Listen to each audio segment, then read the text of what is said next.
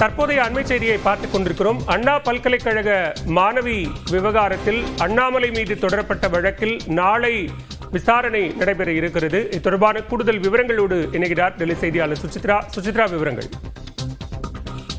அண்ணா பல்கலைக்கழக மாணவி பாலியல் வன்கொடுமை விவகாரத்தில் பாஜகவினுடைய தமிழ்நாடு மாநில முன்னாள் தலைவர் அண்ணாமலையிடம் விசாரணை நடத்த கோரி உச்சநீதிமன்றத்தில் தேசிய மக்கள் சக்தி கட்சியுடைய தலைவர் ML ரவி தற்பொழுது மனு தாக்கல் செய்துள்ளார். சென்னை உயர்நீதிமன்றத்தில் ஏற்கனவே இது தொடர்பான மனுவானது தாக்கல் செய்யப்பட்ட தள்ளுபடி செய்யப்பட்ட நிலையில் உச்சநீதிமன்றத்தில் இது தொடர்பாக இந்த மனுவை அவர் தாக்கல் செய்தது மிக முக்கியமாக பார்க்கப்படுகிறது. வழக்கில் தண்டனை விதிக்கப்பட்ட குற்றவாளி ஞானசேகரன் கடந்த 2024ஆம் ஆண்டு டிசம்பர் 23, 24ஆம் தேதிகளில் யார்டன் போனில் பேசினார் என்பதற்கான ஆதாரம் தன்னிடம் உள்ளதாக பாஜகவுடைய முன்னாள் தலைவர் அண்ணாமலை தொடர்ந்து அறிக்கையை வெளியிட்டிருந்தார். அதனை உரிய முறையில் விசாரிக்க வேண்டும், அதற்கு சிறப்பு குழு எந்த ஒரு பாரபட்சமும் இல்லாமல் விசாரணை மேற்கொள்ள வேண்டும் என்ற ஒரு கோரிக்கையை வலியுறுத்தி இந்த வழக்கை உச்சநீதிமன்றத்தில் அவர் தாக்கல் செய்துள்ளது மிக முக்கியமாக பார்க்கப்படுகிறது. நாளை இந்த மனு நீதிபதிகள் நாகரத்னா மற்றும் மகாதேவன் அமர்வில் விசாரணைக்கு வர உள்ளது.